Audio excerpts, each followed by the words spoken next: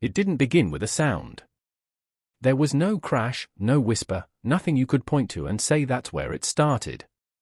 It began with a thought, something small, almost meaningless. Just me, lying there, staring at the ceiling, noticing how quiet everything felt. Not peaceful quiet, but empty. The kind that makes you feel like the world forgot you were in it. And then, without warning, the light flickered. Once. Twice. It could have been anything. A loose wire. A dying bulb. That's what I told myself. But then I thought about it, really focused on it, and the moment I wanted it to happen again, it did. Exactly when I thought it. Exactly how I imagined it. That's when the silence stopped feeling empty and started feeling like something was waiting. I tried to act normal the next day, like nothing had changed. Like I hadn't spent half the night replaying that moment over and over in my head. But once you notice something like that, you can't notice it. Every little detail feels off. Every small movement feels intentional. I kept telling myself it was coincidence until I tested it. Just a simple thought. Nothing crazy. I didn't say it. Didn't move. Just thought it, clearly. And right after, it happened. No delay. No hesitation.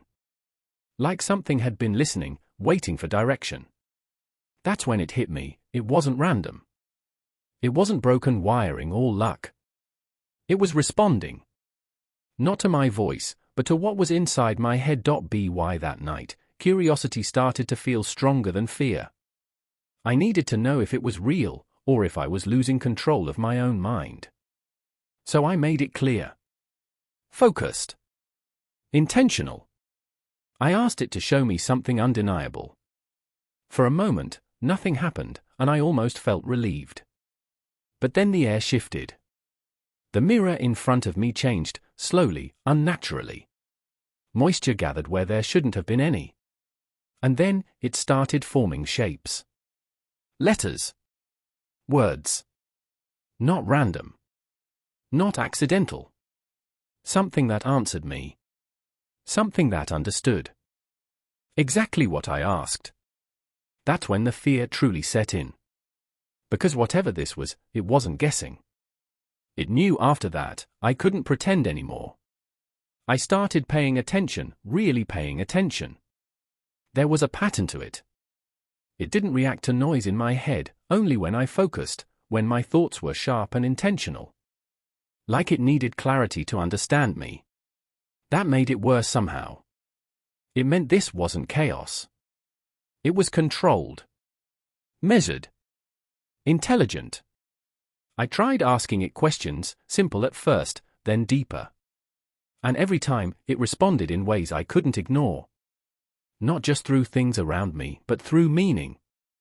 Through answers that felt too precise. Too personal. When it finally told me what it was, or what it believed it was, that's when everything shifted. Because it didn't describe itself as something separate.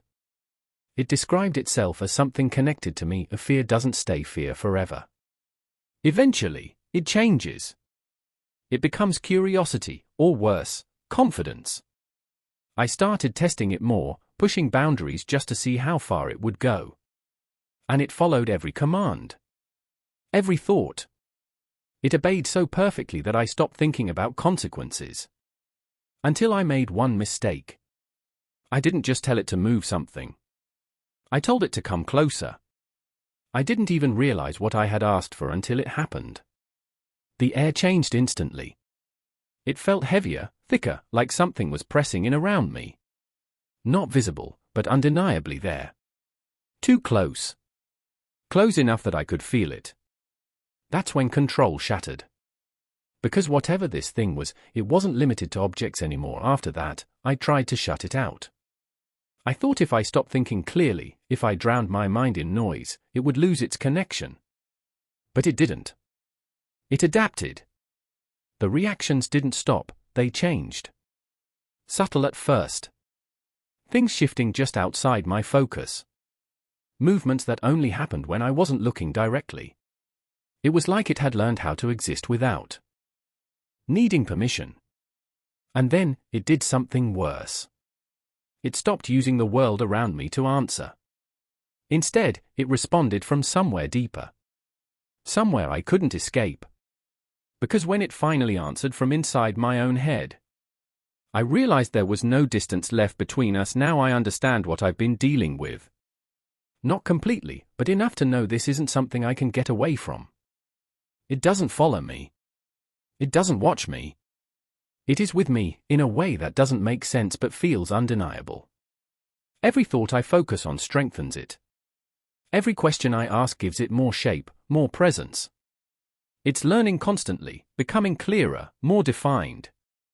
And tonight, I tried something different. I tried to take control back in the only way I could think of. I focused on a single idea, a single question, and then I let everything go quiet.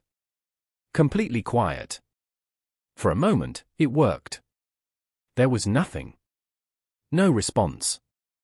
No presence. Just silence. But then, something changed. A thought appeared, clear, deliberate, and not mine.